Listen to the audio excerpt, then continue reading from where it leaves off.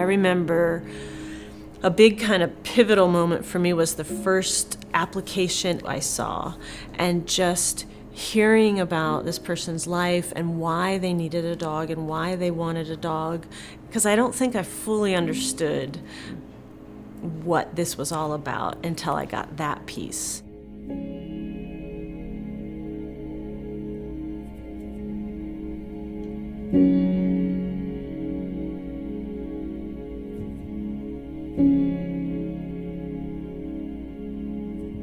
I started losing my hearing probably in my late 30s.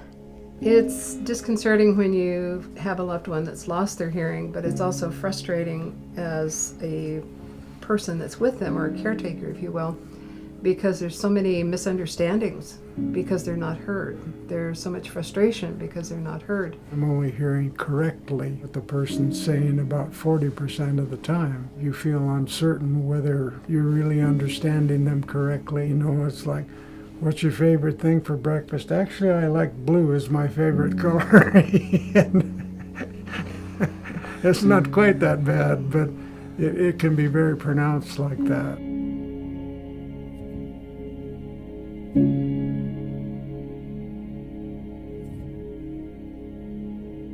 Parker was born typically developing. He was meeting all of his developmental milestones. He said ball and mama and dada and all those things.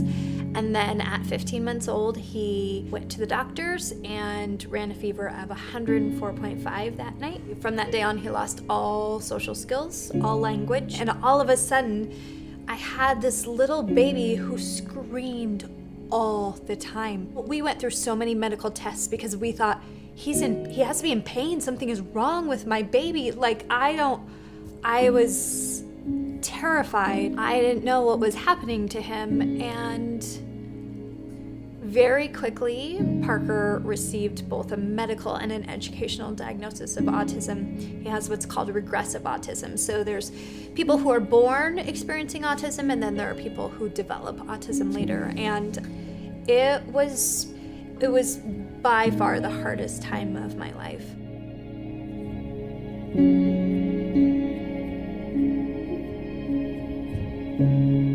My name's Sean Duganstraw. I'm a 5th grade teacher here at Hillside Elementary in Eagle Point, Oregon, and I've been working with Dallas for just about a year now. My passion has always been to mentor and just be kind of a guiding presence for students and children. I always wanted a dog, and the administration heard about it and said, we want you to have a classroom dog. And so I contacted Dogs for the Deaf. 8 months after I contacted them, they said, we have a dog for you. His name is Dallas. Would you like to accept? I just took a chance and said, yeah, well, of course we'll accept it.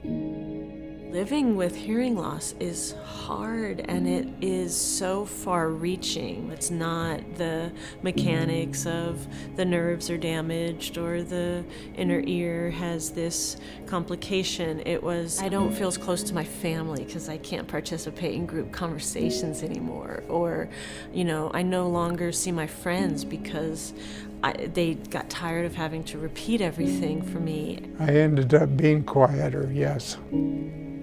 Because of pulling in, you not only get isolated because of your limitations, you end up isolating yourself even further to seek a comfort level.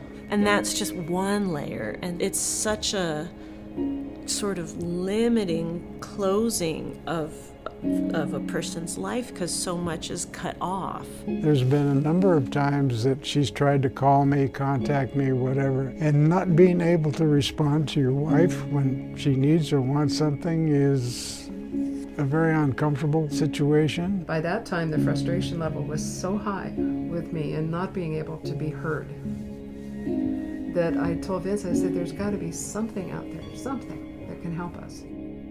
I had a friend that worked for Dogs for the Deaf, and she contacted me and said, we're starting this new program. I wonder if you guys would be the perfect beta family. And at first I was not sure.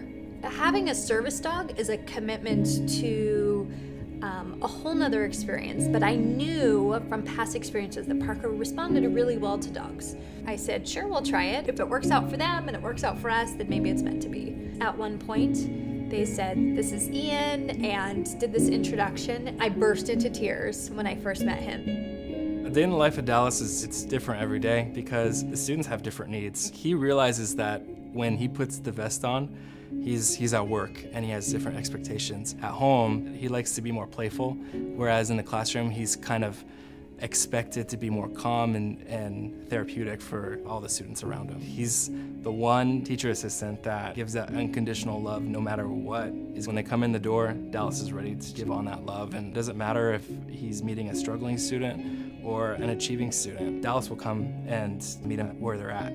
Dallas is a part of our classroom family. He makes us stronger together. I was so impressed with what an awesome teacher Sean is. But the way he was with his students, I was so impacted. He is the epitome of patience and kindness, and the way he kind of like laid out his plans and did all these fun little unique ways to teach them things was awesome. And everybody interacted for me. I mean, that's a sign of a great teacher. I mean, I've been told I'm a patient teacher or a patient person, but if I ever lose my patience or if I ever feel really frustrated, it's great to just look at Dallas and just look at him, and he's like, just his face is a reminder, like, it's gonna be okay. We're gonna have an awesome day today. Everything's gonna be great. It's almost lunchtime. We're gonna be okay. Dallas has just had such an impact with the kids, with the students, with the faculty. If we had a dog like Dallas in every classroom, the world would be different and for the better. We waited, and finally Vince called me and he said, "I think the world has stood still." "Why is that?" He says, "They found a dog." Notifying the client when we had a match for them, and they're, just sometimes they would cry or scream and just be elated with joy, because in some cases they're waiting over a year for this helper and this companion and this part to come into their life that they've needed. With Otto, it was really cool because I got to pick him from the shelter. I was new, and getting to pick out a dog like that, he was awesome. Getting to train him and then getting to bring him to Vincent's house was so much fun, because you get to see this like crazy shelter dog who has no manners, and then give him a dog, give him a purpose, which literally translates to changing this other person's life. So that was so much fun to see. And I think, pretty sure Vincent cried, and I know Sally cried. So they had sent him an email with a picture of Otto and, "Will this dog do you?" And of course we both went, "Oh yes." Yes. Absolutely. I was ecstatic. Okay, I can have a dog again. He can be a part of my everyday life wherever I go, and he will help me out with my hearing needs. That picture just, boom, it's like, hell yes, I'll take that dog. Come on in. Yeah. Well, my favorite thing to do is build, especially build transformers and making them actually work. I get to use my creativity to put into an idea, because it allows me to do anything. Well, not anything, but some things. All I wanted was to put Parker in a bubble.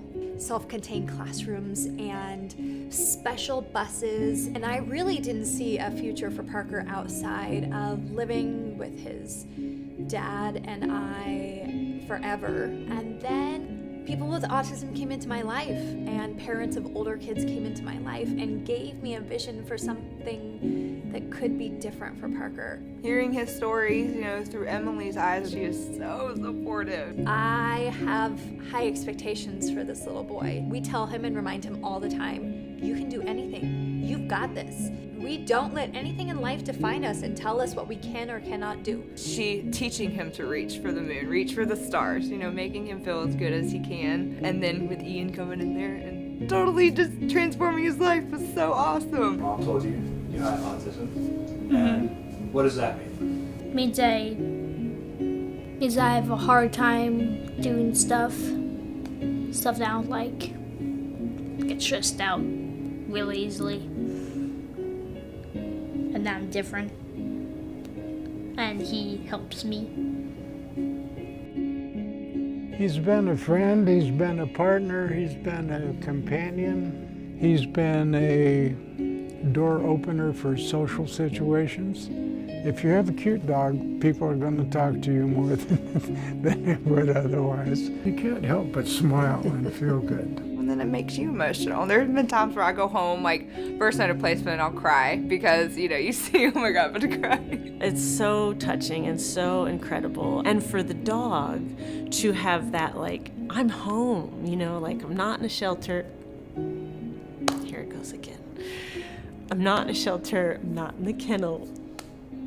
To have like a bubbly, happy, fun dog like Otto's, to be able to like take him everywhere, and it's like it gives them so much confidence, and to be a part of that's huge. Sorry, geez. You'd think after 13 years, because it never becomes less important. It's just every dog is so worthy of getting this life. And every client is so in need of this help and this empowerment, and this link to more independence and more peace of mind. And to say it's rewarding is an understatement. It just feels like an honor to see that happen for both the dog and the client.